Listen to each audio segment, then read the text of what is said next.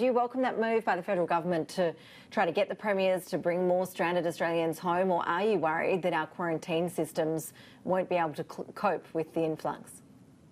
Well, thanks, Ash. Certainly what we need to do is move from the hard border through to a smart border. It needs to be compassionate, it needs to be transparent, it has to have objective criteria and an appeals process around who's allowed in at particular times.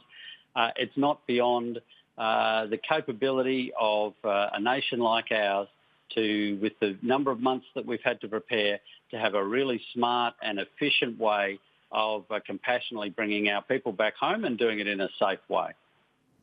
And what about the state borders? Are some state leaders now being overly cautious on that front? Are they lacking compassion, as they've been accused of?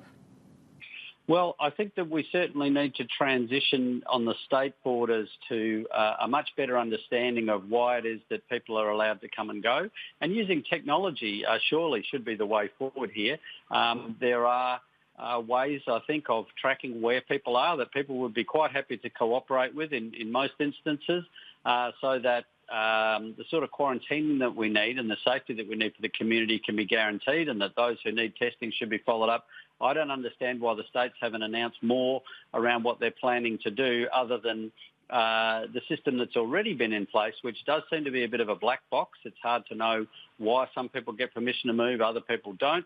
And I think that if we did have a much smarter border with a tech basis to it and with transparency, people would accept it more at both the international and the state level, and we would then be able to allow more people to move around in a safe way without moving the virus around. You might have just heard then in our headlines that Donald Trump, the US president, has said that a coronavirus vaccine could just be weeks away. Does that surprise you? Does it sound realistic? Well, nothing that Mr. Trump says surprises me. I think that now that he's acknowledged that he downplayed the virus from the facts that he was told initially, it's very difficult to take anything people like that say too seriously, because he might have some other agenda in what he's saying we don't know. And it's another example as to why it's so important that it's purely factual information that's put forward and without political spin. And I think there's a lesson for that in our own country. The politicians need to stop attacking one another, need to stop trying to score points, and need to sit down and work out effective plans for moving forward. I don't think we'll have a vaccine in a few weeks, although I think we've got every reason to be optimistic that one of the 170 countries that are working hard on vaccines is going to have something for us in the new year. But we have to be sure that it's safe, because it will be a disaster if we roll something out too early and it turns out to be more harm than good. Have you been surprised at just how polarising the debate over the handling of the pandemic has become? I mean, we've seen that in the US, as you just alluded to here, but here we've just learnt that the CMO in Queensland has been receiving death threats. It seems like the polarising debate has come down to these two camps now. Some saying, look, Sweden was the right way to go. Others saying, lock us down. We're happy to lock down as long as necessary until the vaccine comes around. It has been a really interesting debate to watch.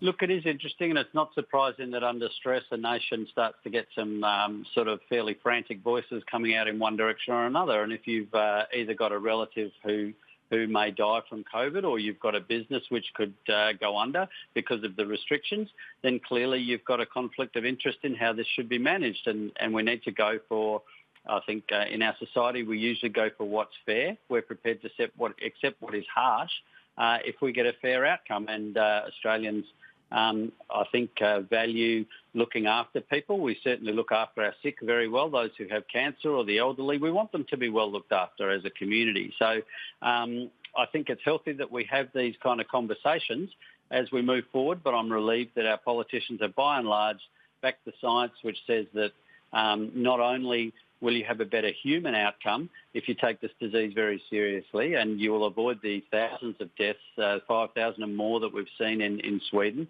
but you will also avoid the worst of the economic onflow from that, which we've also seen a much greater contraction in growth in Sweden than we have in the comparable Scandinavian countries, or indeed Australia, where I think we're learning that smashing community with death and devastation is certainly going to also smash the economy.